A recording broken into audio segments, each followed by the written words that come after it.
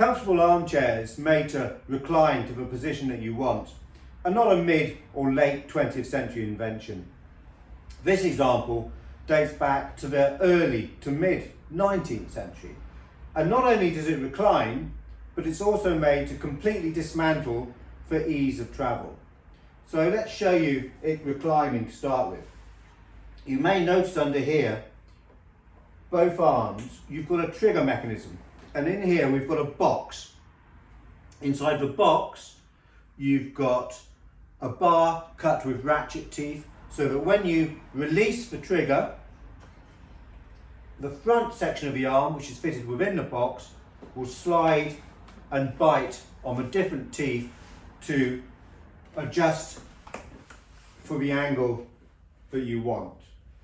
And it'll go pretty far back, so virtually horizontal, if you wish. And then presumably you'd also have a footstool, and you could use that just to put your feet out and have a little bit of a snooze if you wanted. So let's have a closer look at it. We've obviously made the leather cushions for it. We've replaced those and also on the arm pads. And although this chair is mahogany, it's likely that originally it would have been painted to be faux rosewood.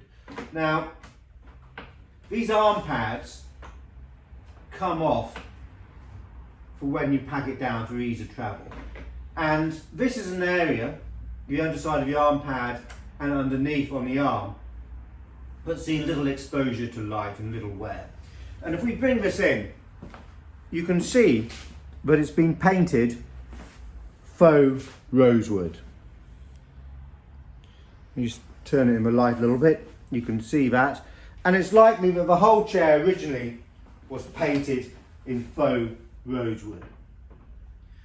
Right, I'm going to remove the cushions and show you how it dismantles. But let's give it a quick turn all the way around first of all. So you can see the back is caned, help the air move around if you're in a hot climate, and it's also quite nicely shaped. We've got pins here on the hinges which pull out to help you separate the two parts of the hinges to remove the arm. The front legs have got steel bolts which extend up into his arm post here to fix it, and the arm post is hinged to the arm, so that will fold down as well once removed. The back legs, and this is quite interesting, you'd expect them to be on steel threads as well, but they're not, because we've got far less space at the back here. So they're on a much wider wooden thread to give it a much stronger grip. Because you can see, you've got the cushion here, there's no meat really of the wood for a longer steel bolt to fit into. Right, so I'm going to speed the film up and we'll dismantle it for you.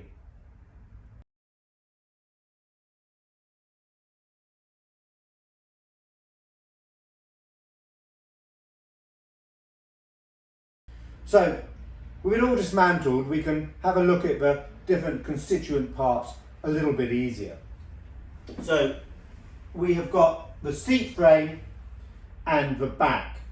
Now, you may notice this big gap in the seat frame, and it's obvious that there's evidence of there being previous upholstery or work to it. We've got some tack holes to it on the top there, and also on the underside.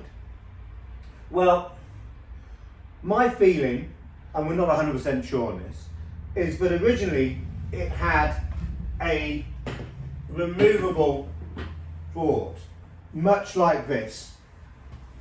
Might have been caned, I wouldn't be at all surprised if it was caned, and you could remove that, and that would support your cushion, or if you wanted more air to move around, then you might use it without the cushion, like lots of the chairs that you might find in India. So we've made this frame to support the cushion, because otherwise it's not going to work as a chair. And I think those later tack marks are someone not wanting to make a frame, possibly the caning to the seat got damaged, it was easier just to chuck it out, and they got a bit of material and they tacked it over to support the cushion. Probably worked, but didn't do a great job. And as we can look on the back now as well, you can see, hopefully, this wood all the way around this frame, and that is to cover the caning holes, just to tidy it up, make it a little bit smarter. So that's a nice little bit of attention to detail by the chair maker. So while we've still got the frame, let's have a look at the fittings for the legs. Now, I was talking earlier about the front legs having steel bolts, and these go into the arms, and you can see they're much thinner, and those would go in through there and up into the arm. But there being no meat for a long steel thread to fit into the back, so we've got a much wider wooden thread which fits in there, which makes it much stronger than using a short steel thread. So that's the frame. Now, the arm posts. So they're made to hinge. And if you were being a lazy cabinet maker, you would just have this section flat. This one has put a nice lug in there with a corresponding hole. So it just makes it that little bit stronger. And also another lug which fits a corresponding hole to the frame at the bottom of the post. Again, just to locate it and make it that little bit stronger. And there's the hinge to allow it to fold. Now the underside of the arm, we've got this long steel plate here with this trigger mechanism. So that releases it. And if we pull that up now, you can see the ratchet with the teeth there, which grips on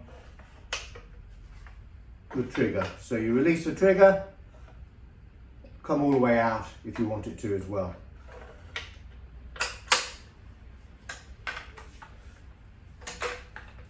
Now the back of the arms, again you've got another lug just to strengthen and help locate it, and you've got half a brass hinge there. We've got a little bit of masking tape on it just to hold the pins when they're removed. The other half of the hinge is on the frame here and here. So you just line up the two halves of the hinge, you put in your pin, and that holds it nicely all in place. So there you go. A lovely mahogany campaign chair, early to mid 19th century. Originally it was probably painted faux rosewood, but that's all mostly worn now, apart from hidden under the arm pads. And it's made to recline so that you can get the ideal position to be comfortable in. And I have to say, actually, it's a very comfortable chair. So I might put it back together again and have a little bit of a sit down.